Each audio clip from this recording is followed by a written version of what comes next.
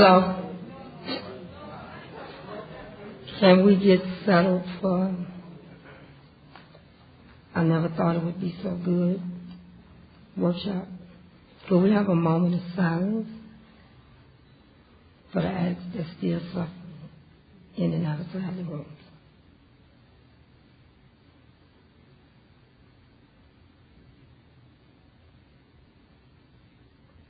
Thank you.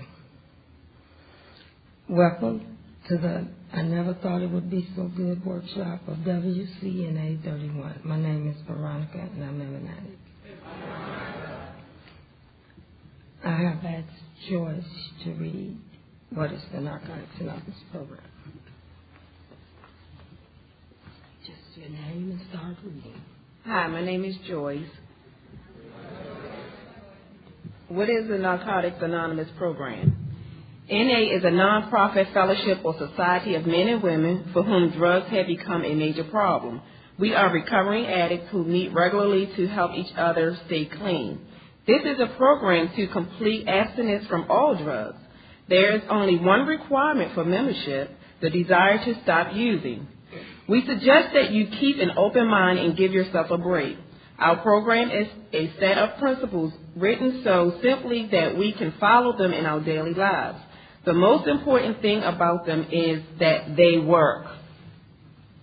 There are no strings attached to NA.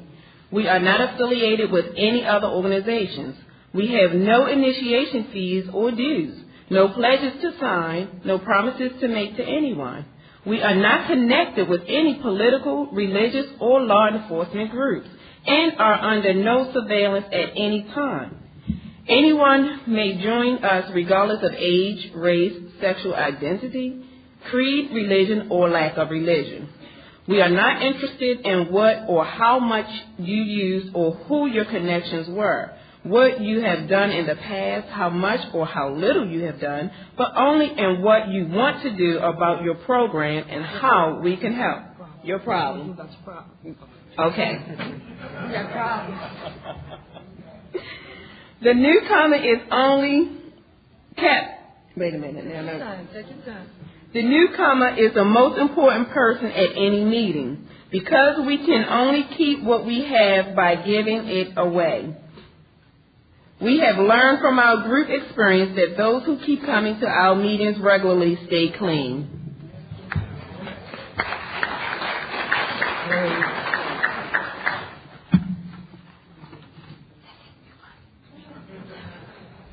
Hi, I'm going to ask Jordan to read Why Are We Here? Recovering addict Jordan. Why are we here? Before coming to the fellowship of NA, we could not manage our own lives. We cannot live and enjoy life as other people do. We had to have something different, and we thought we had found it in drugs. We placed their use ahead of the welfare of our families, our wives, husbands, and our children. We had to have drugs at all costs. We did many people great harm, but most of all we harmed ourselves. Through our inability to accept personal responsibilities, we were actually creating our own problems. We seemed to be incapable of facing life on its own terms.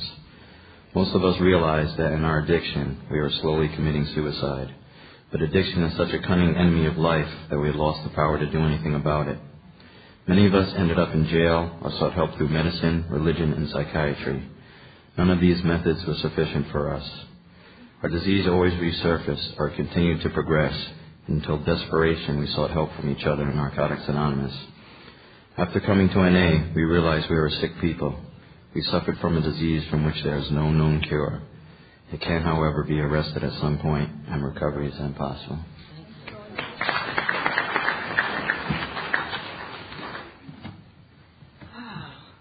I need one more reader. What's your name? Hi, Greg. We're going to read We Do Recover. I'm Greg. I'm an addict. When at the end of the road we find that we can no longer function as a human being, either with or without drugs, we all face the same dilemma. What is there left to do? There seems to be this alternative: either go on as best we can to the bitter ends, jails, institutions, or death, or find a new way to live. In years gone by, very few addicts ever had this last choice. Those who were addicts addicted today are more fortunate. For the first time in a man's entire history, a simple way has been proving itself in the lives of many addicts. It is available to us all. This is a simple, spiritual, not religious program known as Narcotics Anonymous. Thank you.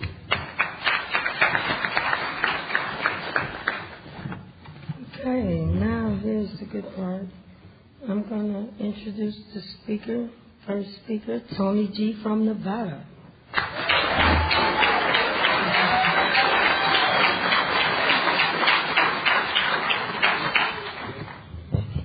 Yeah, thanks. My name's Tony. I'm an addict.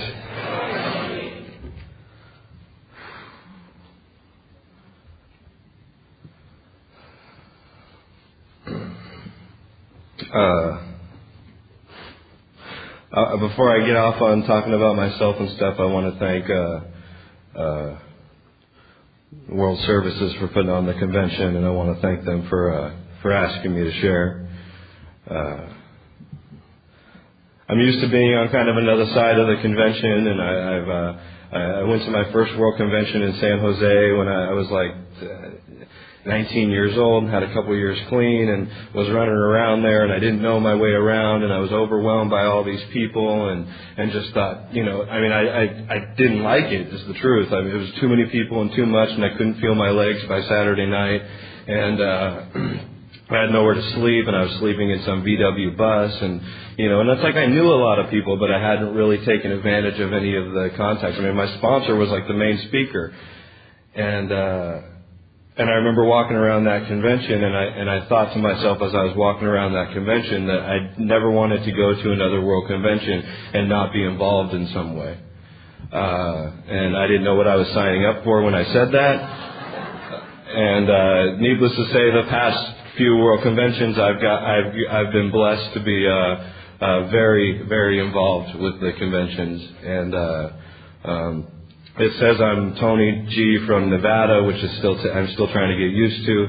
I just moved to Las Vegas in January of this year. I got clean in Los Angeles, in the West End area of the San Fernando Valley, and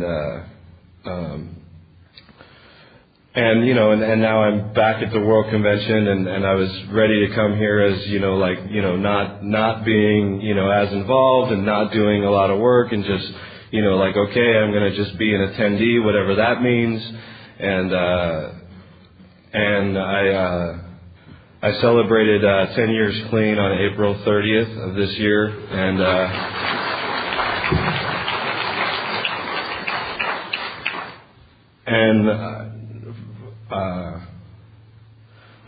My birthday present, I remember where I was and everything.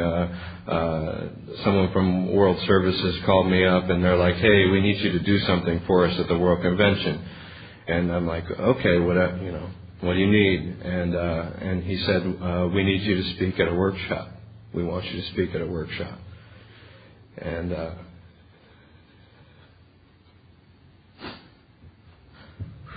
yeah, it's okay. It's real okay. It's real okay. So I'm talking to him, and this is someone I've known for a long time and everything, and my goddess, that's my goddess right there. So I'm like, okay, well, what's my topic going to be? And he's like, oh gosh, this is great. He's like, I never thought it would be this good. And I'm like, yeah, me neither. What's my topic? He says, no, I never thought it would be this good. And I'm like, you gave me that topic? And like a good addict, ever since then, I've just been thinking about how good everything has been, and like having to like not think myself right out of it. And that's where I've been at, and here I am at the World Convention, walking around, completely overwhelmed that I am who I am right now, and that I am who I am today.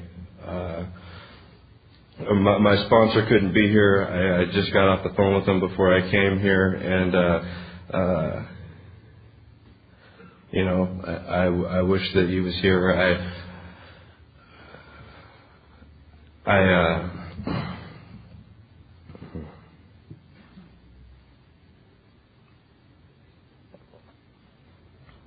there's so many feelings inside, so much going on, and it's awesome. It's kind of weird standing this way, but that's okay. It's kind of appropriate for me. I've shared before, the best way for me to describe it is, I consider the people that are here that have come before me, my sponsor, the people that are in my life. They're my heroes. And I've been watching them do recovery and watching people do recovery for a long time, and watching them, speak places and talk and sponsor people. And, it's like after continuing to keep coming back for a while, it's like there are so many, God gives me so many things to look at and so many pieces of evidence to where, like, I can't deny the fact that, like, that I don't just get to watch those people. I get to, like, be and do what it is that they're doing too.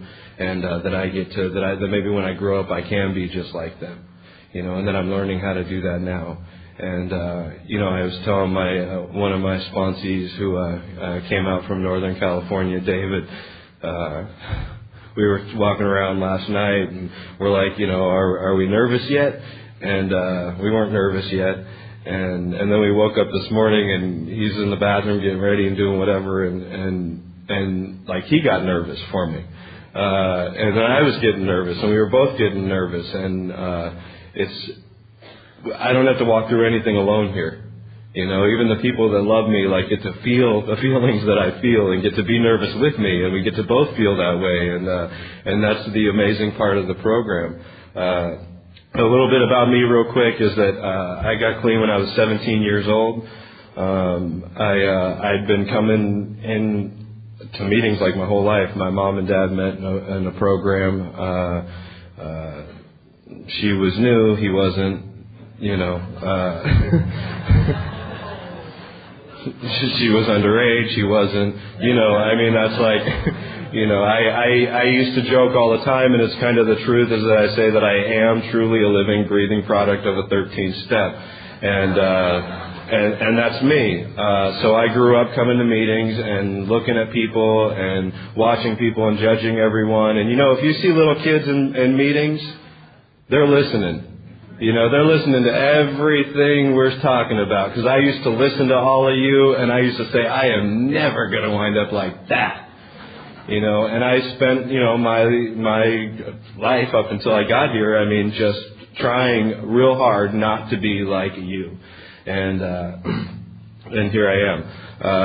So it didn't work out for me too well. I used to share that I used to share with people that when I talk, I say I started drinking. I remember started drinking and using when I was like 6 and 7 years old. And my mom heard me speak one time, and she said that I was lying. And she said it in a big group of people, and I didn't like that very much. And she started telling me that I wasn't going to bed without NyQuil like when I was 2 and 3 years old.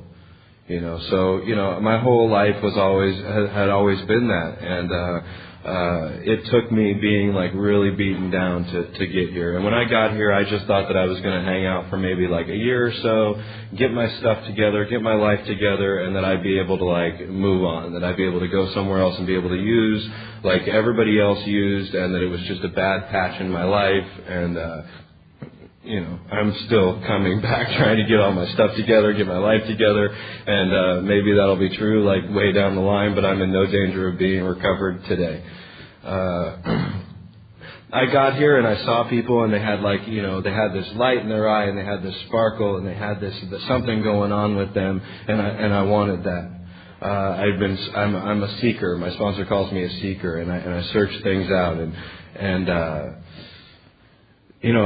I started working the steps. I started diving into the steps because that's what everybody told me to do. And I just wanted to be the poster child for Narcotics Anonymous.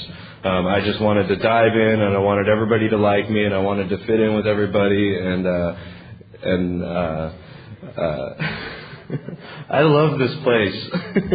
I love the people here. I love the people that walk in and that I get to see, and that just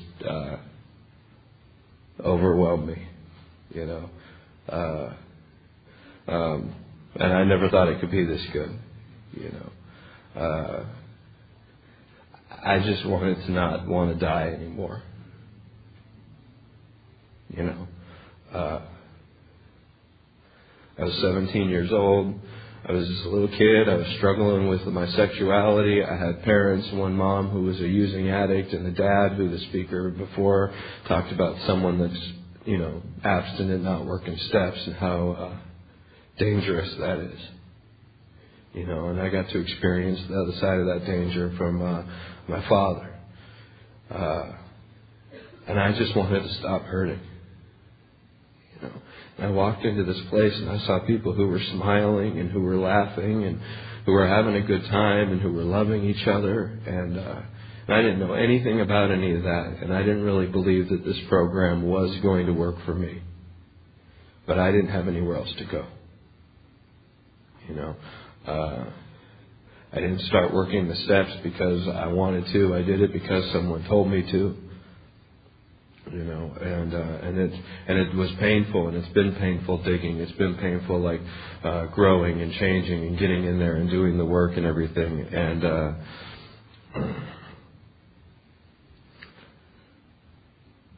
I got where I'm really at right now is you know, completely overwhelmed by being in Hawaii. It wasn't even on my radar to be in a place like this. I didn't sit around when I was a kid and dream about going to Hawaii on a vacation, you know, you know, I've got some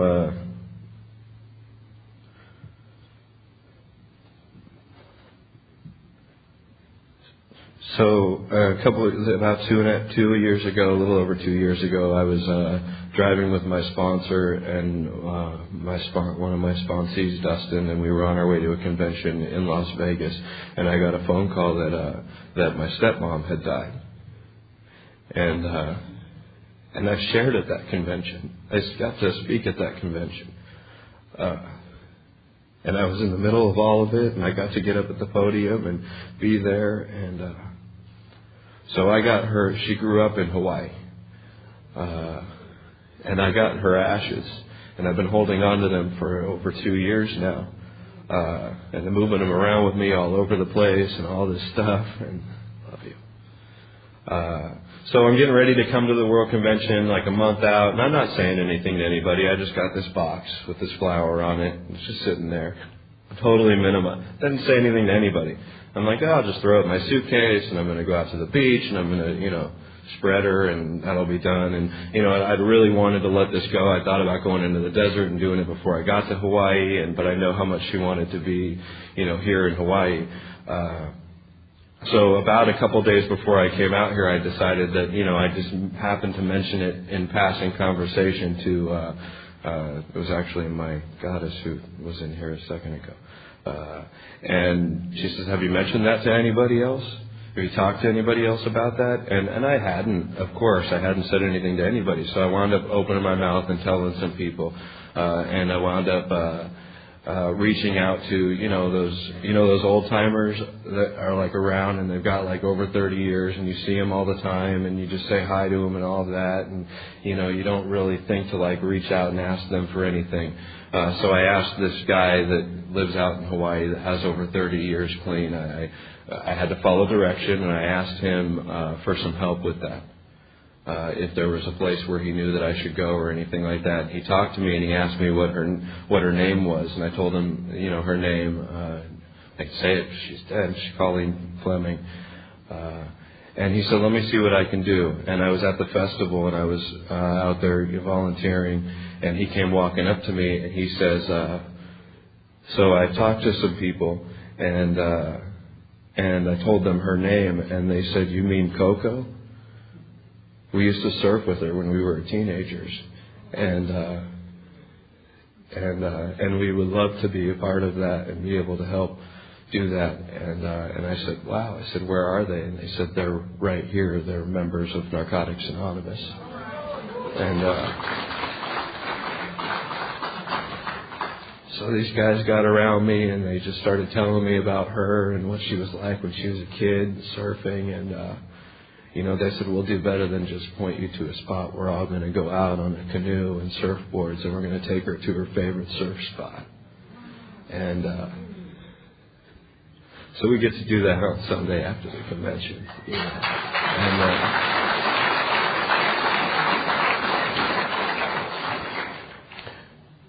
And I never thought it would be this good. You know. I pictured myself alone on some rock somewhere, throwing her ashes and then like blowing back in my face or something. You know, I mean, that's what I was waiting for. And then I'd sit there and like smoke a cigarette and be like, okay, well, that was cool. And then I'd go and share about it in a meeting and everybody would smack me and say, well, why didn't you say anything to us? And I'm like, it's over, it's done. And I just walk around and, you know, keep it all pent up inside. And I do not have to live like that today. You know, I do not have to live like that today.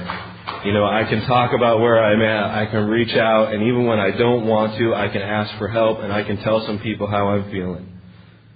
You know, and they will embrace me. And the Fellowship of Narcotics Anonymous continues to embrace me. They embrace me when I can't embrace myself. They pick me up when I can't pick up myself. You know, they show me God when I can't see God. All right, because I can't always see Him. I can't always feel God. I don't always get to experience God. I'm not always walking around just emanating God. You know, most of the time I'm walking around and I don't really like people. You know, I'm like, there's people around me, go away, don't touch me. You know, I mean, that's like not my thing. And God comes right down through all of you and just gets right through it. Breaks right through all that stuff and penetrates me in a way that drugs could never penetrate me. That all of the things that I have always obsessed on and continue to obsess on since I got clean that are not drugs cannot penetrate me. And there's a list, and and there's a list, and then there's another, and we just keep making all these lists, and then all this other stuff keeps coming up. And I think I never thought it could be this good. I'm like, phew. Ignorance is bliss sometimes. So I get to be here. You know, I get to be here surrounded by people that like, you know, that I don't even know that get to like embrace me. They get to love me. You know, I got to get this other thing out too, because it's been on my mind. Is that my sponsor loves this thing, and it's really where I feel like I was trying to think. Well, what step is? I never thought it would be this good. It's all of them, you know, I'd shared one time, and I'd heard this thing when I was in school, because you know I've been able to go back to school and everything since I've been clean, and there was this quote from this guy from Isaac Newton, and he was being given this award, and he said that he has only been able to see as far as he has seen because he's stood on the shoulders of giants. You know. Me left to my own devices, I don't belong here. I have only been able to see as far and go as far and do as far and be everything that I am because I have literally been standing on the shoulders of giants. You know, those giants are my sponsor. You know, those giants are my sponsees. My friends. The people that like I don't even know yet. You know, the guy with 3 years clean coming out here from Miami. You know, chilling on the beach. Got clean when he was 15 years old. Makes me feel old. You know? I'm like, damn. Then I got a sponsee who got clean when he was 14. I'm like, we got you beat. And then we get to joke about that, and then we realize that somewhere along the lines we're all like sponsored by the same guy. You know, I mean, we're all together. We're all like one family. You know.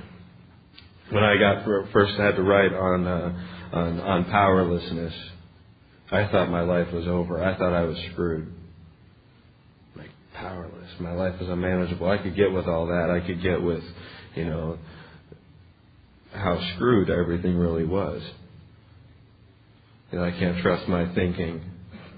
I can't trust where I'm going and who I'm doing, you know, what I'm doing. It's an honest program. I'm not going to correct that one.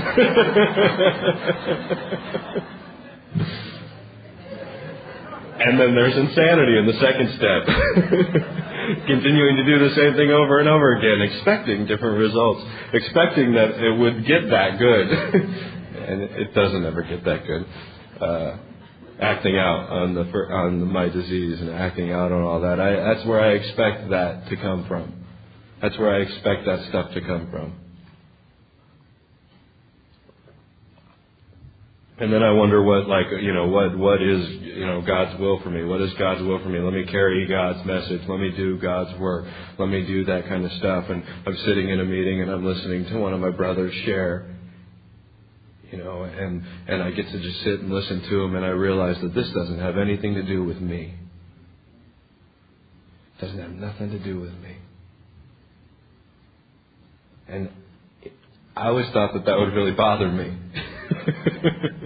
I mean, I used to do a little dance and say, it's all about me, it's all about me. And I used to really, I want it to all be about me. And that I've realized that the freedom in the steps, the freedom in this program is that it doesn't have anything to do with me. I was having a really, I continue to create situations where I have really rough times in the program. And I had a few years clean, and I was sitting on my sponsor's couch, and I was like ready to throw in the towel. I was ready to, he says, you have everything you came here for. You have freedom from active addiction. That's it. So do you want to use or not? I said, I don't want to use today. He's like, all right. Now, you are not in Narcotics Anonymous to get anything. He says, you are here to give and you are here to do. And it was around that time that I started, I was sitting around, I had a few years clean, I was, struggling with jobs, I was, 20 years old or something like that, and I just started going back to school and doing that thing. And I remember one night I was continuing to tell people I'm way too self-obsessed to be a sponsor. I can't sponsor people. I don't have time to do it. I'm busy. I've got all this stuff going on. I'm going to do service and area and all that stuff. And I was literally having that conversation with someone one night when someone was standing in front of me and they were just like whining. They were going on and on about all this stuff, and I looked at him and I'm like, do you have a sponsor? And he's like, no. And, he's a young guy too, another teenager and stuff, and I said, well, you need to get a sponsor.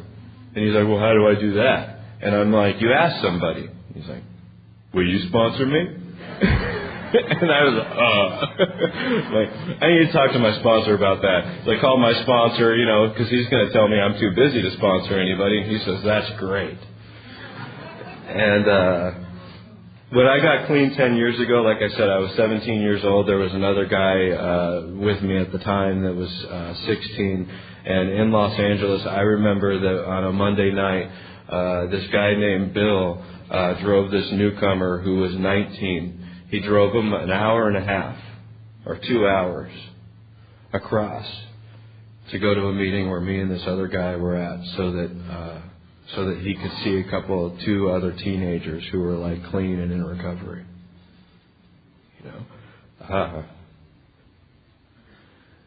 One of the last nights that I was in LA, we were at a young people's meeting that we have out there. And the room was packed. Standing room only, the room was packed. And I think I was like the oldest guy in the room. Just filled with it. My sponsor had told me that a few years ago I was ready to go either leave NA or go to another fellowship because there were people that looked like me and were my age and all of that. And I used to sit at my home group, and there was this long row and all these metal chairs, and I used to put my arms up on both chairs and kick my feet up, and I used to tell my sponsor I need to go to a place where there's people that are more like me. And my sponsor said the same thing about that if I go somewhere, that when that next guy comes in that is just like me, he won't have anybody. That he won't be able to say that if I stay. He won't be able to say he's the only one if I stay. And, I'm always trying to prove my sponsor wrong. So lots of times I follow his direction just out of spite, just so I can go back to him later and I can say, see, I did what you told me to do, and everything got screwed up, and it's all your fault.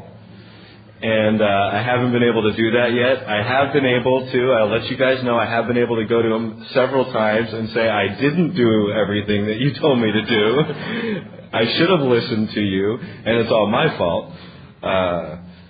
But I stayed. I stuck it out. And when I got clean, I saw all these people who had been here and who had, at the time, they had 20 years, 25 years. Now they all got like 30 and 35 years and stuff. And I was kind of jealous of them that they got to, they tell all these war stories about, when they were going to meetings, and you still get to hear it. They're going to meetings and they're the only one in the room, and they're sitting there waiting for the next addict to walk in, and, they're writing they're doing all this stuff. And I was jealous. I'm because, look at us now. Meetings everywhere. I'm spoiled rotten in Southern California and whatever. And my sponsor told me that I had an opportunity. That I had an opportunity to do what it is that they had done. And so I stayed and I stuck it out. And then I got to move to Las Vegas in January, and I get to continue to be able to do that. Because I got there, and there's this beautiful fellowship out there. And there's some of them here, and there's some of them that couldn't make it that I know what's going on right now. And I got to continue to do that, and I get to continue to show up, and I get to continue to give, and I get to continue to be a part of other people's lives, in spite of myself. And just when I think that I can't do it anymore, just when I think that I can't make it another day, just when I think something happens. Something magical happens. The basic text that says the steps do not work by magic. And I don't think that they do work by magic, but I believe that there's magic in the steps. There's something that happens here that is greater than me.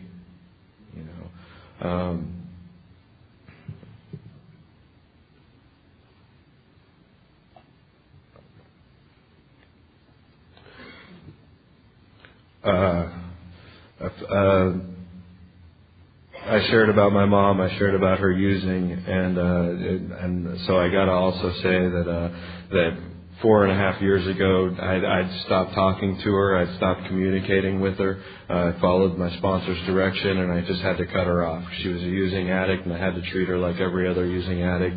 And I got a call, and she was in a psych hospital. And I called her up, and I talked to my sponsor first, and I called her up, and I said, "Are you done yet?" And there was a long silence, and she said yes.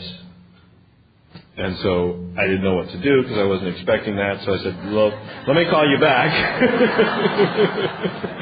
So I hung up and I picked up and I called my sponsor. I said, "She said yes." Well, what do I do?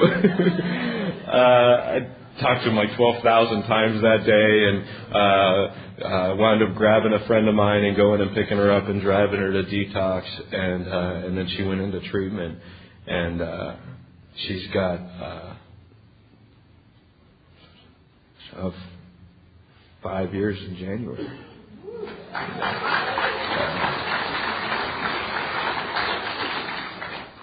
And she sponsors people. Some people who are in this room.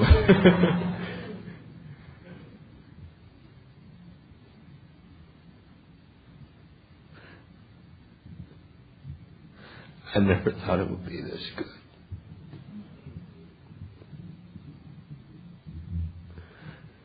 The women in Narcotics Anonymous embraced me when I was, this little kid growing up, and they all used to say, "I'll be your mom. I'll be your mom. I'll be your mom."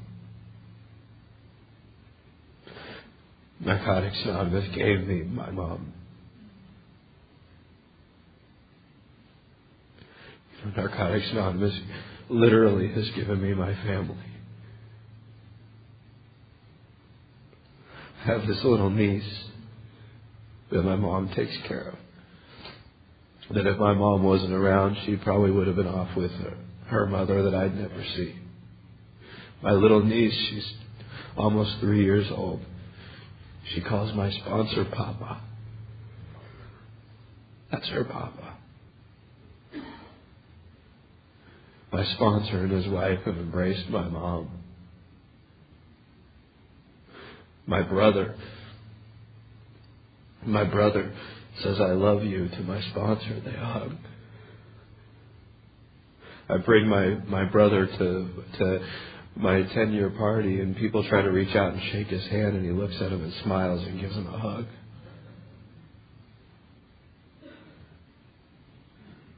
I never thought it would be this good.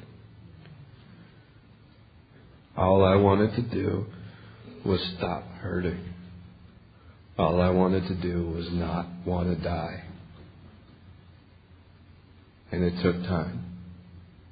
I still wanted to die up until I had about 2 years clean. I did step work. I remember doing step work one night, feeling really pumped. By the time I got home, I had lost my pager. That was a few years ago. The pagers. Like, I hate that I'd date myself with stuff. I had my pager. It was my lifeline. And I'd lost my pager, and my solution at just under 2 years clean was that I was going to hang myself. I was going to hang myself. I grabbed a cord, and I tied it together, and I found the hook in the wall, and all of a sudden my phone rings, and my sponsor called me and said, "Did you leave a pager in my car?" I said, yeah. All right. Well, I'll give it to you tomorrow when I see you at the meeting. Okay. And I hung up, and I'm like, well, now what? Well, now what the hell am I going to do and think about?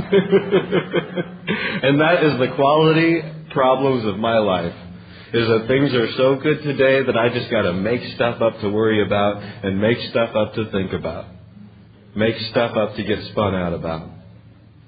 And that my support group in my life gets to love me through that just as much as they love me when I actually have real problems that come up. And I thank them for that. And I thank the fellowship of Narcotics Anonymous. And I thank the guy with 30 years clean that I came walking out of the bathroom with. That I looked at him and he said, "Hey." I said, "Hey, I'm getting ready to go do what you guys do. Thank you. Thank you for letting me be here. Thank you for letting me walk in your shoes for just a minute. Thank you, guys. Thank you for embracing me. Thank you for being here. Thank you for overwhelming me constantly.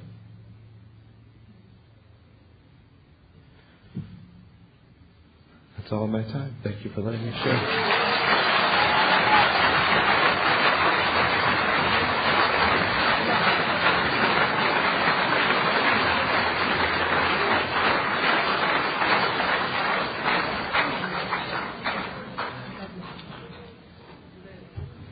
That was excellent.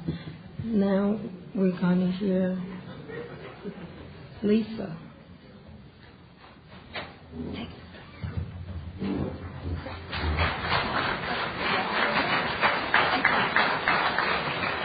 Lisa is from Dallas.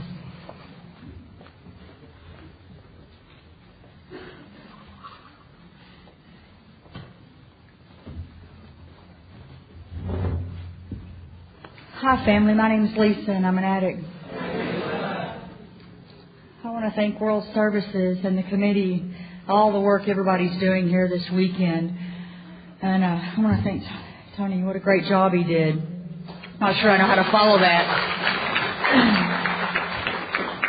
I want to thank Mary that asked me to come and speak today. I was kind of the fill-in. I appreciate the honor, the opportunity to speak, and I'm sorry that Kelly couldn't be here. at the last minute from Washington. She's a really dear friend of mine, and I'm sorry she couldn't be here. We are really having a great time. Look at us. We're in Hawaii. Woo!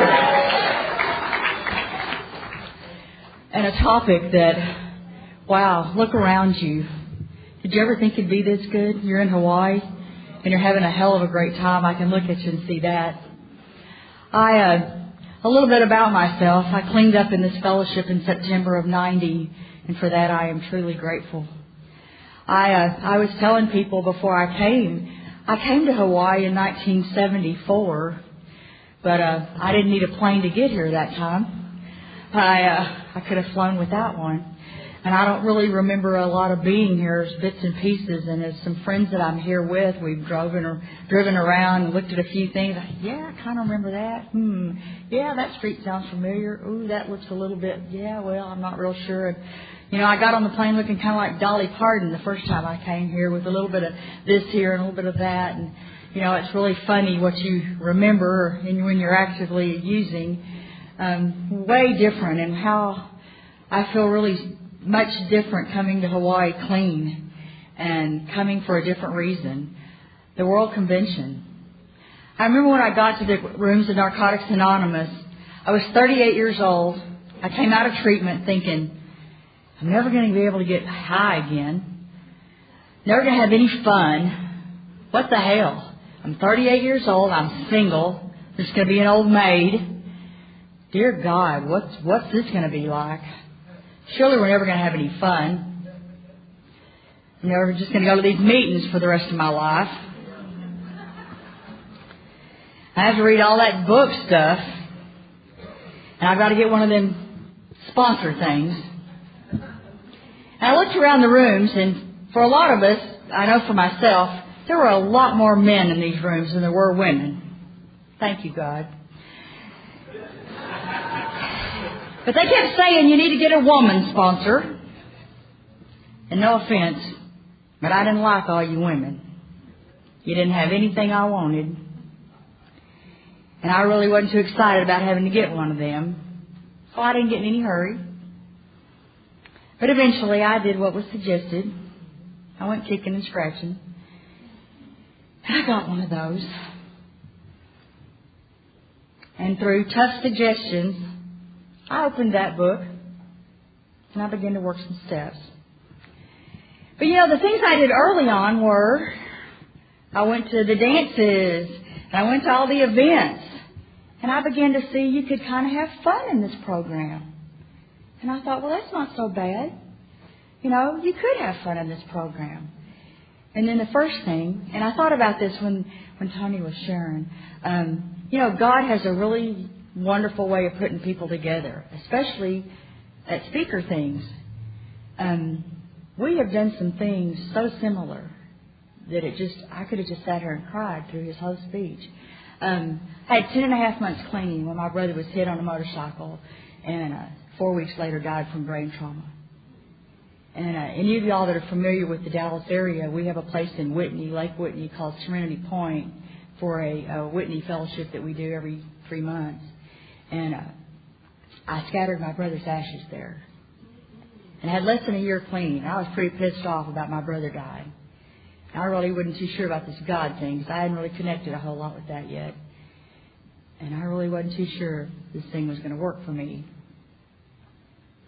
But I stuck and stayed and all that stuff, you know, because, like we shared earlier, I didn't want to die.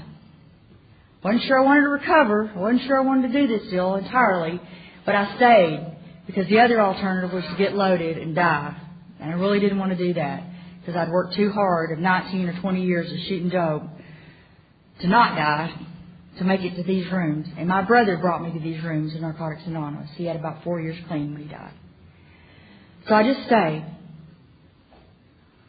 So I continued to do what was suggested. I went to 2 and 3 and 4 meetings a day those first couple of years.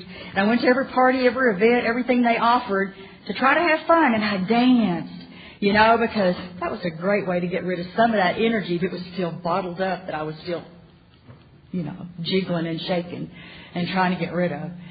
And I looked around and I kept thinking, wow, this could be all right. Might be a little bit of fun here.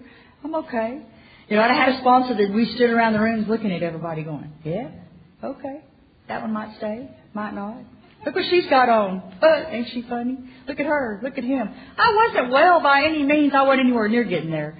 You know, I was still full of character defects, and that's okay. But I looked around the rooms and I thought, okay, you know, I want to do this deal. And I saw people smiling. And I saw people with glimmers in their eye thinking, you know, what are they doing? You know, what they all about? And I wondered, okay, what's going on with them? What can I do different? So I began to work the steps, and I talked about being powerless and unmanageable. Well, I knew I was really unmanageable. Wasn't too sure about the powerless, because I thought I still could control something. But I couldn't. I couldn't make decisions. I couldn't put two thoughts together at the same time. I couldn't really do all that. And I thought, okay. You know, and I sat in these rooms long enough to know that if I just don't use or put drugs in my body, I'm not going to get high. But I can maybe make this deal work for me. So I began doing the meetings regular, and I began not getting loaded, and I began working the steps and believing. And the only thing I could believe in was you. The people in Narcotics Anonymous are the first glimmer of hope that I got because I saw it working in your lives. And that was when I began to believe it might work for me. I got a sponsor when I had 6 months clean, and that was after doing all the things you suggested don't do, like don't do a relationship. Oh, well. Did one anyway. Didn't work. I drove to Arkansas every 3 months chasing that man. I thought I could make it work. Didn't work. But I found out later, you know, when I quit trying to run things, I found out this life could be a whole lot different. So, at about 2 years clean, God put a man in my life that I never thought would be the man I would marry. And today I have a wonderful man that I'm married to, and I never thought those things would happen for me. You know, and I've had a lot of tragedy in my life since I got clean. And I don't say that because it's painful for you to hear. It's just a reality. And all those things have happened, and I've gotten through those clean. And that's the beauty of this program. There's nothing you can't do in recovery that you can't get through clean. And it's because the people in this fellowship will pick you up and carry you through that because they've walked through it themselves. I've had the opportunity to work with other people when they've had to lose someone and tell them that no matter what, you don't have to use. And that there's other people that will help you go through that. And just like the gentleman shared, you know, wow, what a story, you know, to come here and have someone know and go through what you're going to walk through today and help you do that. You know, there's always some people that are going to help you do that. I've had the opportunity to walk other people through that. And my recovery has grown. You know, when I finally got to hear people talk about that God word, and it was so scary to me because I didn't have a God when I got here, and I wasn't sure y'all would let me stay. You know, and the beauty of this, y'all let me find a God of my understanding, one that would work for me, and one that would be loving and caring, and I needed that. I didn't feel loved or needed anywhere I went when I was using dope. A lot of people ask me just not to come back, ever. And y'all told me every time I came to a meeting, keep coming back. Y'all still tell me that. I'm grateful. I'm real grateful.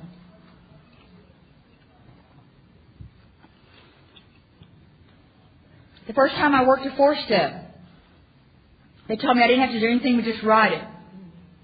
Okay. I took a little time writing it, about 2 years. I don't recommend it. They tell me you're not in any hurry to work the steps. I wasn't. I have one of the greatest sponsors in the world. I've had the same sponsor since I got clean. And I sponsor a lot of people. They don't always call me. I don't call them. It's not my requirement. That's their deal. My sponsor has never pushed me to do anything I don't want to do. And I'm grateful for that. She has highly suggested sometimes. And I've highly refused sometimes. But I'm grateful because I've had the freedom of choice since I got clean to do what I need to do to take care of me. The issues that have come up in my life have been things that God has given me to work on when I could work on them. You know, because I had the deaths in my life. My first 2 years clean, my brother died when I had 10 and a half months clean. 6 months later, my dad was diagnosed with a brain tumor and died 6 months right after my brother did. So the first 2 years of my life, I didn't have the fortitude, I guess would be the best word, to actually really work steps. It was all I could do to hang on my ass and hang onto my chair and just not do dope and go to meetings. That was the best I could do. And it was enough. It was just enough. And the other part was to let y'all just love me until I could just get through what I was going through and stay clean and keep coming back to these meetings. And I did that.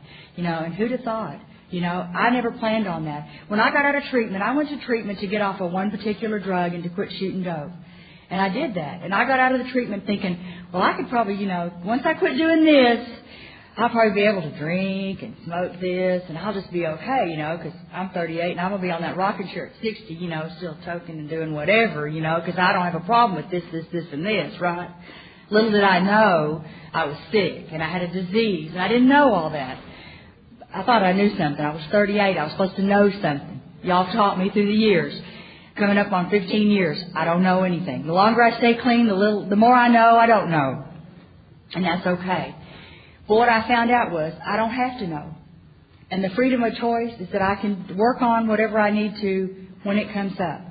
And that if I can recognize the opportunities when they are presented to me, then I can have those opportunities to be there. And so that's what the fellowship's given me. The issues I've had to work on, that little inner child work. When my dad died, it was so painful and so hard. But it was like, okay, when I sat there, my stepmom wouldn't see my dad wouldn't let me see my dad in the coffin. It was painful. But that was her and his decision. It wasn't mine. And I sat there on that front row going, is my daddy really in that box? I'll never know. I had to take her word for it. I had to trust. This fellowship has taught me I have to trust in other people and believe. Doesn't mean I have to like it. That's part of acceptance. Who'd have thought? This fellowship's taught me that it's okay to believe and trust in other people and to take risk. And that my life is good and full today. I never believed that my life could be this full and that I could trust and believe in other people. My whole biological family has passed away since I've gotten clean. When I had 8 years clean, my mother died from bone and lung cancer, and I took care of her through all of that. And it was the most painful thing I've ever done in my whole life. And for the many of women that are sitting out here tonight, I'm sure several of you have lost your mother. And it is. And it's not any less for any of you men that have lost your mom or your dad. I'm just saying for me, that was the most painful thing I've walked through. But I got through it, and I did it through all the women in my support group. And I have a huge support group of women today. And I never thought it would be that good, because I never thought I would trust the women that are in my life today. I never thought God would put such magnificent women to comfort and love me, and I never thought I would allow myself to let you love me.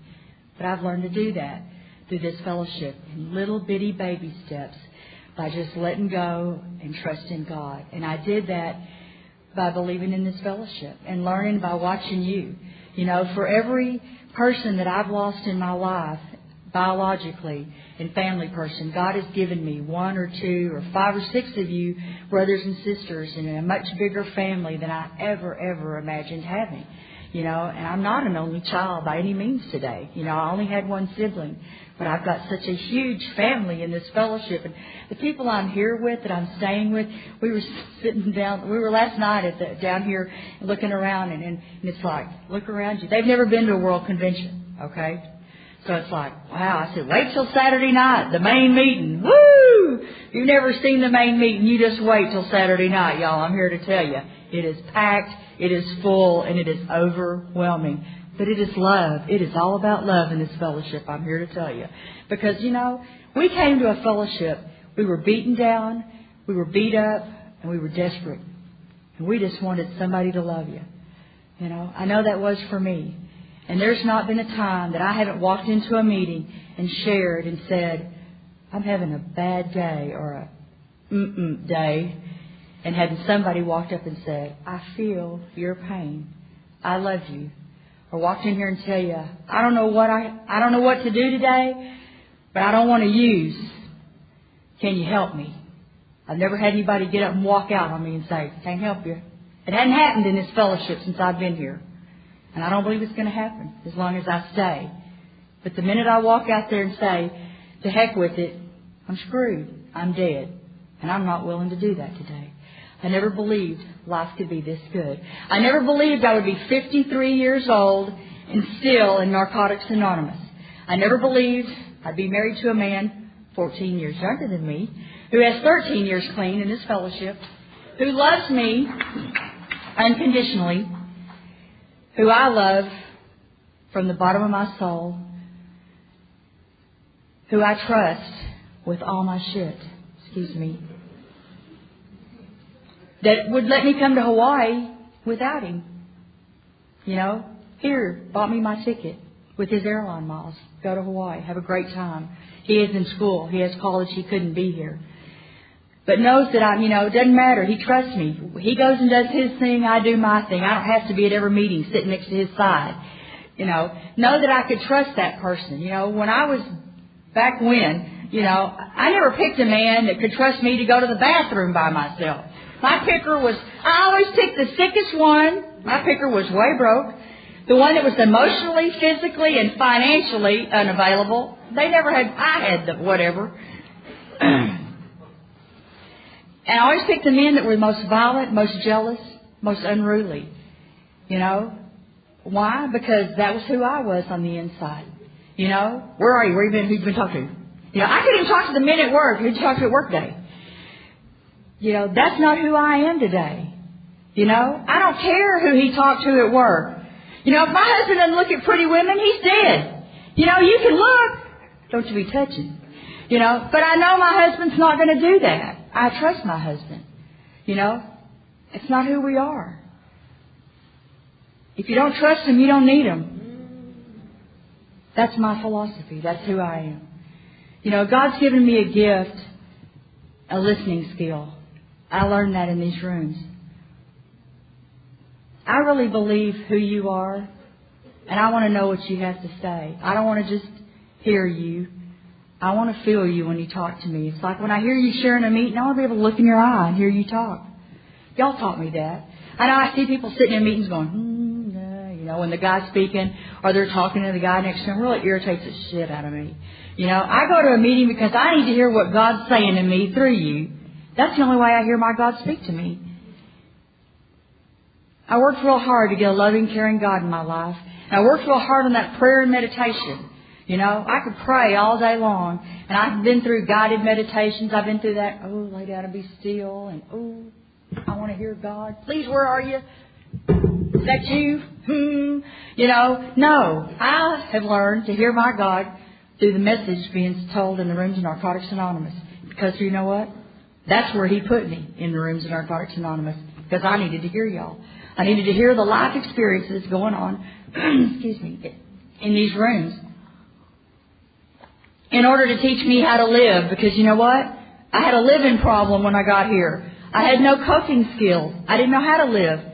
I spent a lot of years out there existing in a really shell of a body. And I didn't know life could be this good. Clean. And I didn't know that I could find a new way to live. I hear people talk about Narcotics Anonymous gave me my life back. Didn't do that. I don't want that life back. Narcotics has given me a new life. A new way to live. A better, happy, free life from active addiction. I'm happy. I'm free. I'm peaceful and I'm serene today. Not every day, not every 24 hours. You'll see me. I have a scowl on my face every now and then. I get pissed off. People irritate me. I'm not perfect. I'm not, all that and a bag of chips. I just am who I am. And I have feelings, I get it, but I have a place where I can go. I have that little warm fuzzy that I can go, okay, hang on. Like before we left today, we'd been out running around. I needed to go change clothes and get over here and sign in. And it was like, okay, wait a minute, shut the door, get on my knees. I don't do that real often, but it's like, okay, God, I just need to go do what I need to do. And I know my simplest prayer is, God, whatever I need to say, just let it fall out of my face. I'm here to do whatever I need to do, period. I don't need to practice. This is my story. This is my stuff. I didn't write a script. I'm here to do whatever I need to do. God knows that. I just suit up and show up. That's all I need to do. I'm blessed for that. I'm grateful to be a member of Narcotics Anonymous, period, in the story. That's why I'm here. Life is really wonderful. My mom died. I inherited a nice home. A lot of taxes. I sometimes wish she'd have lowered those before she died, but that's not her deal. That's the government. So, I have a decent job. I have a stressful job, but I like it for the most part. I'm grateful that I have a job. There's a lot of people in Dallas, Texas that don't have jobs. So I go to work every day. I go to work at 6 o'clock in the morning. I get up at 4:15 and drive 25 miles to work. but I'm blessed, I never knew life could be this good just by quitting using dope, and I remember a lot of times people think, well, just quit, and those so-called normal people, normal, that's a setting on your washing machine, somewhere between permanent press and cotton. There's no such thing as normal, in my opinion. They just think it's something, I've got a person in my work that they've got a person in their life that is on drugs and they really want them to quit. And I say, well, that's great. I'm glad you want them to quit. But it's not something you can just make them do. And I'll pray for that person. But if they're interested in changing their life way around, I'd be glad to bring you some literature. Be glad to help you in any way I can. But my life is wonderful today because I have a program. I have a set of tools that I pick up and I use. I strongly believe in the literature in Narcotics Anonymous. It's the best thing we've ever done. When I came to Narcotics Anonymous, we had a basic textbook and some pamphlets, a few. Thank God for the How and Why book, the Step Working Guide, and a few of the other things that they've added since I got here. But the basic text, I start all my sponsees on the basic text. You got to read it first. That's why it's called the basic text, right? That's how good my life is today. And it's because of Narcotics Anonymous. When I came here, I really thought I would just get clean. I would maybe read that book and work a few of those steps. And then I would probably move on after a year or so. I didn't really think I would ever stay. I thought, well, after I quit doing this one particular drug, and then after I stayed for a little while, I thought, okay, well, I'll just see. And then I started working the steps. And after I did the 1, 2, 3 shuffle, I got to that little 4-step thing. And I told you about that. I sat on it a while. Well, I was kind of on my 4th year clean. And I hadn't done the 4-step. I'd been playing with it. Here, yeah, right a little. Put it away. And I was embarrassed. I was humiliated and I was embarrassed. I told my sponsor, before I pick up that 4-year medallion, we're going to do this 4-step. I had to set a date finally on one of those steps. So we did. And I was like, great. And we did that 5th step. And then we got to those next 2. We're going to write about them character defects. And I said, well, I don't think I have any of those. She said, call me. I'll help you write that list. God, I love her. 6 and 7 to me were the most freeing part of Narcotics Anonymous in my life. For me. Painful? Yes. Scary? Hard to look at? Yes. Because my defects and my own part and knowing who I was very hard to look at. It was very rigorously honest and brutal. But you know what? Set me free. Turned me around. Made me look at me. Life was good after 6 and 7. 8 and 9 were a breeze. Yes, I had some financial amends. Yes, I had some family amends. Hardest amends I had to make were the ones I made at the graveyard. My grandmother, who died from bone and lung cancer, same as my mother, I had stole from her financially, but I stole her Demerol when she was dying with cancer. The hardest amends I had to make at a graveyard.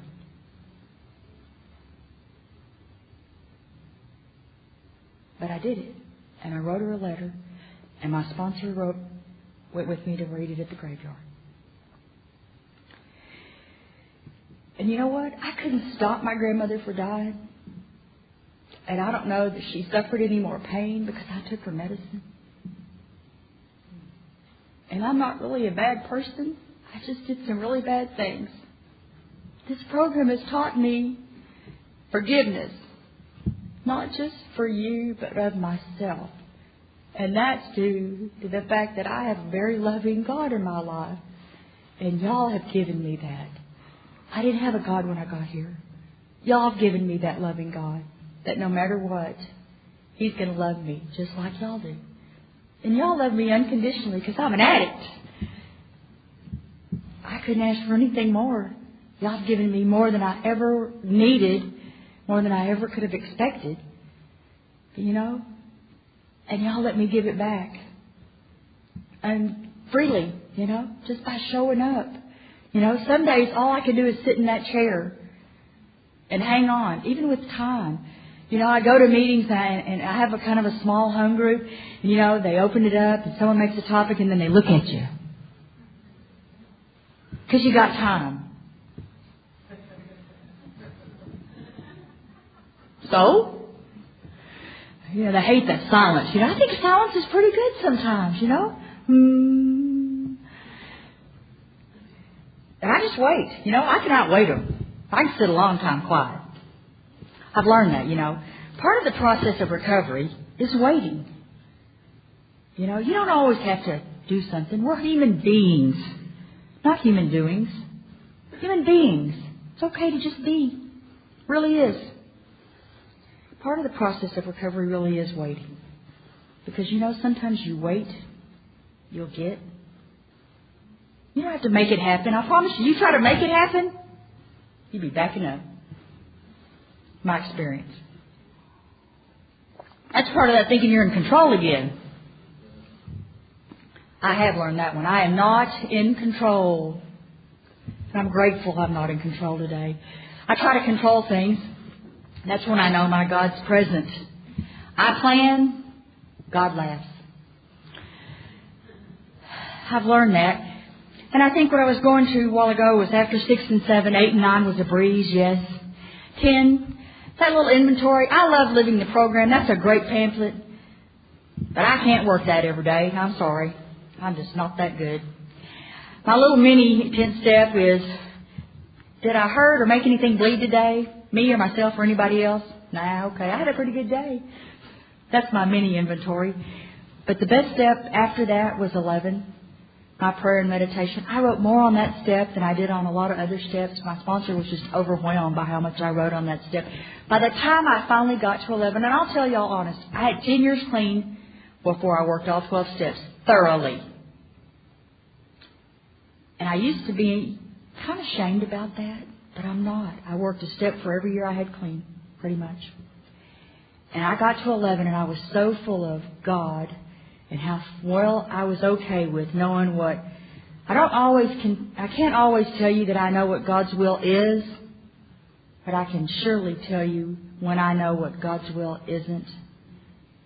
And that's a good feeling for me. It's about knowing that I can go to this place at any time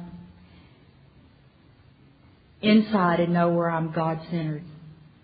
And I know at one point I can stop and pray and tell you, please let me know what God's will is, because I'm fixing to make a decision that's Lisa's will, and it's not right. Because Lisa's will wants to do. I want to go right when I need to go left because I'm not right. It's usually not the best decision. But I don't always make the right decision. I've made wrong decisions. I still make some wrong decisions. I'm human. I make mistakes. It's part of it. Part of being who I am. It's okay. And the 12 step, I do 12-step work every day. I talk to an addict in recovery. I see addicts in recovery every day. Other than going to work and working with those people, you know, them on the washing machine, I don't hang out with anybody else that's not in recovery. I don't have friends outside of this fellowship. I just don't meet other people. I don't go anywhere or hang out with other people. It's just God's left me in this recovery thing, and I just don't seek other friendships. I don't know if that's a good thing or a bad thing. I mean, I don't hang out with the people from work, but I've just been blessed with such a wonderful life, and I never thought it would be like this. You know, my life is way too full, you know, and it's a good thing. I never knew life could be this good, that I could just go home and be okay with the kitty cats, you know. I have children. They're four-legged and hairy, and I love them. I miss them, you know, this weekend. I hope my husband's feeding them. Surely he will. The 12th step is one of those things that, you know, you can never give back enough. I can never give back what was given to me. You know, life is way too good. And when they asked me to speak on this topic, I thought, wow, that's a no-brainer. You know, everybody sitting in here tonight could have come up here and spoke on this topic. Couldn't you? You could have. Who'd have thought, you know? I never thought when I put down the drugs, when I went to treatment, when I had grand mal seizures in treatment and I thought I was going to die there, you know, gosh, I can't die now. I just came here to get better, you know. And then when I got out thinking, gosh, how am I going to do this? You just go to 90 meetings in 90 days and you go to those meetings, you read that literature and you get a sponsor and you do this and you do that. Okay, whatever, you know, scared to death. you know, that it would turn out that I'd be 53 years old. I've been married a little over 9 years, been with my husband 13 years, you know, and that I have a productive life and I have a nice home that's paid for and, you know, and 2 cars in the driveway and stuff, you know. And take away all that stuff, I got me, you know, and I like me today. I can pass by that mirror and look. Oh, I like her. She's all right today. And there were times when I wanted to still drape the mirrors because I didn't like that person. I had to do affirmations when I first got clean. My sponsor gave me. The minute you got out of the shower naked, that wasn't real pretty when I first got clean. Lisa, you're a beautiful child of God. Lisa, I love you. Lisa, you're a worthwhile woman. Lisa, you have a beautiful body. I had to do those every day when I got out of the shower. And you know what? After about 6 months, I could say those and almost believe them. Today I didn't have them on my mirror anymore. Today I could say those things and believe them thanks to you and Narcotics Anonymous. Because I know today, I believe, maybe I don't know, I don't really know anything. I believe today that I am worthwhile. You know, it's like in the basic text, the first words are simplicity and the last word is worthwhile. If you stay in this program long enough, you'll know that this is a very, very simple program, even though we try to complicate it. If you work those steps and you believe, because I believe, that's the only reason you believe today, is because I believe, you will know that you are worthwhile. Because we are. We're humans. And God didn't make shit. He didn't bring us this far to drop us on our tail. He just didn't. We are all worthy of God's love and of everybody's love in this room, in this convention tonight, this weekend. He brought us to Hawaii because we're worthwhile, right? I've enjoyed being here today. I really think I just need to stop here and know that I love each and every one of you. I hope to get to hug or meet you before the weekend's over. Thank you.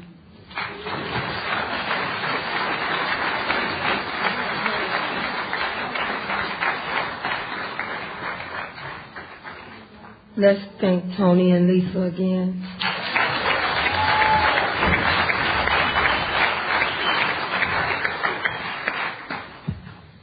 We're going to close this meeting with the third step prayer.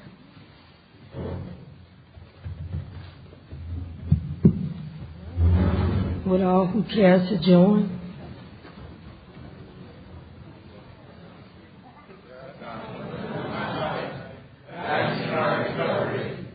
Show us how to live.